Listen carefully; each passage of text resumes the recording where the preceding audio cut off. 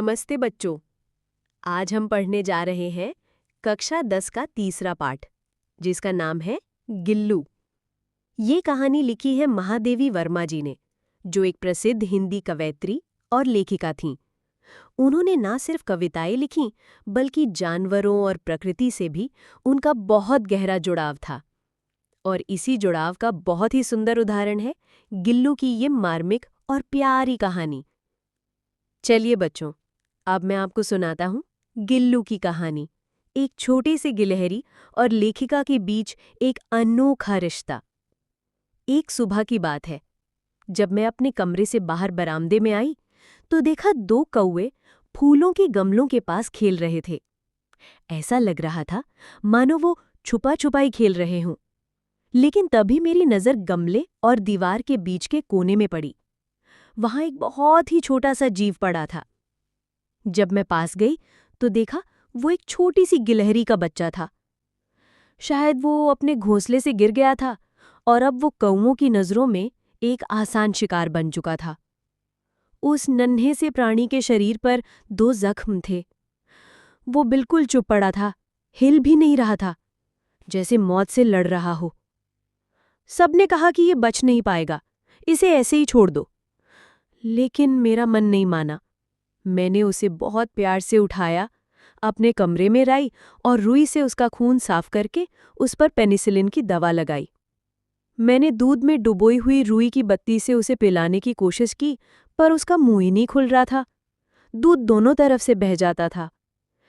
कई घंटे की कोशिशों के बाद मैं उसके मुंह में एक बूंद पानी डाल पाई। लेकिन बच्चों, तीसरे दिन उसने धीरे धीरे अपनी आंखें खोलीं। अपनी छोटी छोटी पंजों से मेरी उंगली पकड़ने लगा। नीली कांच जैसी चमकती आंखों से मुझे देखने लगा। 3-4 महीने में वो इतना सुंदर और प्यारा हो गया कि सब हैरान रह गए। उसका कोमल रोएदार शरीर, फूली हुई पूंछ और शरारती आंखें सबको बहुत भा गईं। अब वो सिर्फ एक जानवर नहीं था, वो बन गया था हमारे परिवार का हिस्सा। और उसका नाम रखा गया गिल्लू। मैंने उसके लिए खिड़की के पास रुई से भरी एक हल्की सी टोकरीनुमा झूला लटका दिया। वहीं उसका घर बन गया, जहां वो 2 साल तक रहा। जब मैं कुछ लिखने बैठती तो गिल्लू मुझे परेशान करने के नए नए तरीके ढूंढता। वो मेरे पैरों के पास आता, पर्दे पर चढ़ता, बिजली की रफ्तार से उतरता, और ये सब तब तक करता जब तक मैं उठकर उसे पकड़ न लूं। कभी कभी मैं उसे लिफाफे में डाल देती और वो उसी में बैठा रहता। जब भूख लगती तो चिक चिक की आवाज करता, और तब मैं उसे काजू या बिस्किट देती। उसे काजू बहुत पसंद थे। अगर काजू कई दिन तक ना मिले तो बाकी चीजें वो झूले से नीचे फेंक देता था। एक बार की बात है, मुझे एक एक्सीडेंट में चोट लग गई और मुझे अस्पताल में भर्ती होना पड़ा। उन दिनों जब भी कोई मेरा कमरा खोलता, गिल्लू तेजी से अपने झूले से नीचे आता। लेकिन जैसे ही देखता कि मैं नहीं हूं, तुरंत वापस अपने घोंसले में चला जाता। लोग उसे काजू देते, लेकिन वो खाता नहीं था। जब मैं अस्पताल से वापस लौटी और उसका झूला साफ किया तो देखा झूला काजू से भरा हुआ था। ये दिखाता था कि वो मुझे याद कर रहा था, लेकिन खुद कुछ खा भी नहीं पा रहा था। मैं जब गर्मियों में काम करती तो गिल्लू बाहर नहीं जाता, बल्कि मेरे पास सुराही पर लेट जाता, ताकि ठंडक भी मिले और वो मेरे पास भी रह सके। लेकिन बच्चों, गिलहरियों की उम्र होती है बस 2 साल। और वो दिन भी आया जब गिल्लू ने कुछ नहीं खाया, बाहर नहीं गया। रात को वो चुपचाप अपने झूले से नीचे आया, मेरे पास आया और वही उंगली पकड़ ली जिसे उसने पहली बार अपनी जान बचाने के लिए पकड़ा था। उसके पंजे बर्फ जैसे ठंडे हो रहे थे।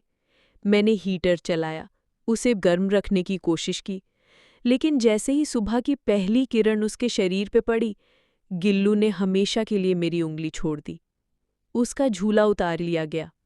खिड़की के जाल में जो छेद था, उसे बंद कर दिया गया। गिल्लू को दफनाया गया सोंजूही के पौधे के नीचे, क्योंकि वो उसी पौधे को सबसे ज्यादा प्यार करता था। और मुझे विश्वास है, किसी बसंती सुबह वो एक छोटे पीले फूल की तरह फिर से खिलेगा और मैं कहूंगी, गिल्लू वापस आ गया।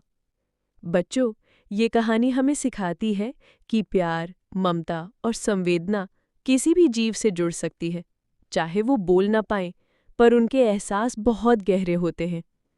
अगर आपको ये कहानी दिल से अच्छी लगी हो, तो कमेंट में ज़रूर लिखिए गिल्लू की कौन सी बात में आपको सबसे ज़्यादा छू लिया। एक और बात, जाते जाते वीडियो को लाइक और चैनल पे नए हो तो सब्सक्राइब ज़रूर करें। धन्यवाद।